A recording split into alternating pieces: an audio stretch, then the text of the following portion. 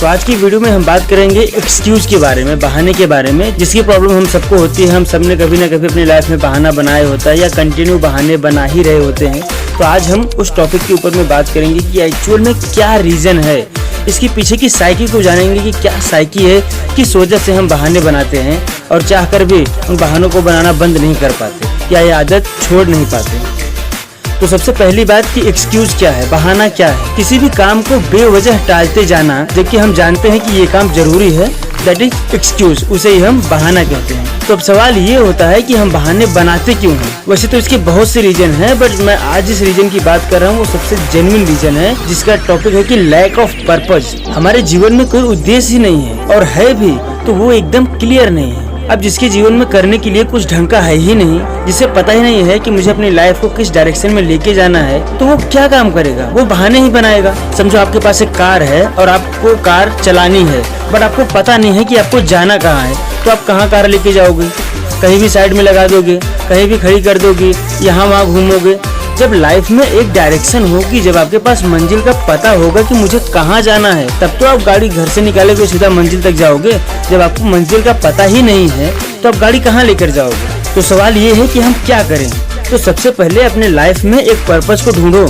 मुझे लाइफ में करना क्या है, मुझे अपनी लाइफ को किस दिशा में लेकर जाना है, मेरे अंदर का पैशन क्या है, मुझ में ऐसा क्या खास है जो किसी में नहीं है। क्योंकि हर व्यक्ति एक अलग शक्ति के साथ जन्म लेता है, तो मुझ में ऐसी कौन सी शक्ति है जो मुझे सबसे अलग बनाती है। और अगर ये सब करने के बाद भी कुछ समझ में नहीं आ रहा है, तो एकदम बेसिक से शुरुआत करो कि भाई जिंदगी जीने के लिए पैसे की जरूरत तो सबको है, तो वो तुम्हें भी होगी। पैसा कमाने के लिए सबको काम करना पड़ता है। अब यहाँ काम का मतलब समझ लेना, उसमें जॉब, बिजनेस, सर्विस सब कुछ आ गया, तो वो तुम्हें भी करना पड़ेगा। तो अब ये बताओ कि तुम कौन सा काम करोगे, कैसा काम करोगे, क्योंकि यहीं से तय होगा कि तुम बहाने बनाने वाले 99% लोगों की तरह अपनी जिंदगी जियोगे या 1% जो इतिहास रचने वाले हैं उनकी तरह अपनी जिंदगी को जियोगे।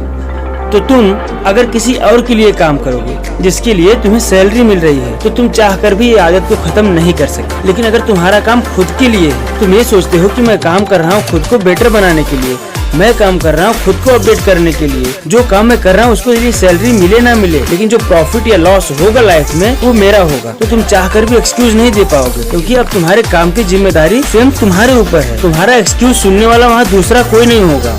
और माइंड इतना समझदार है कि जब उसके लॉस की बारी आती है तो वो कभी भी बहाने नहीं बनाता। अब इस बात को एग्जाम्पल से समझो।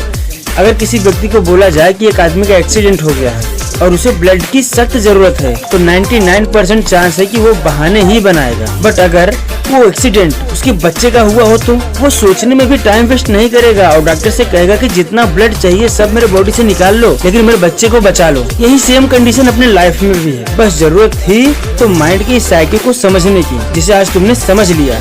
तो सर्च करो अपने लाइफ में ऐसा कौन सा काम है जो काम तुम अपने लिए करोगे, जिस काम की रिस्पॉन्सिबिलिटी तुम्हारी होगी, जिसमें हार हो या जीत हो तुम्हारी होगी। तुम्हें एग्जामिन करने के लिए दूसरा कोई नहीं आएगा, तुम खुद को चेक करोगे और खुद ही खुद के मालिक बनकर बैठोगे।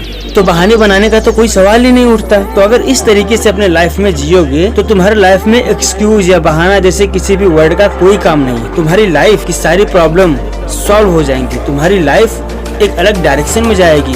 तो अपने आप को काम करने के लिए एक पर्पस दो, अपनी जिंदगी को एक दिशा दो, और वो दिशा तुम्हें इस तरीके से निचोड़ लेगी। उसके लिए तुम्हें इतना काम करना पड़े कि फालतू की चीजों सोचने के बारे में तुम्हारे पास टाइम ही ना बचे। तो तुम अपने आप ही बहाने बनाना तो दूर, बहानों के बारे में सोचना भी छोड़ दोगे। अगर वीडियो अच्छा लगा हो तो लाइक जरूर करना। मिलेंगे अगले वीडियो में, तब तक के लिए जय हिंद।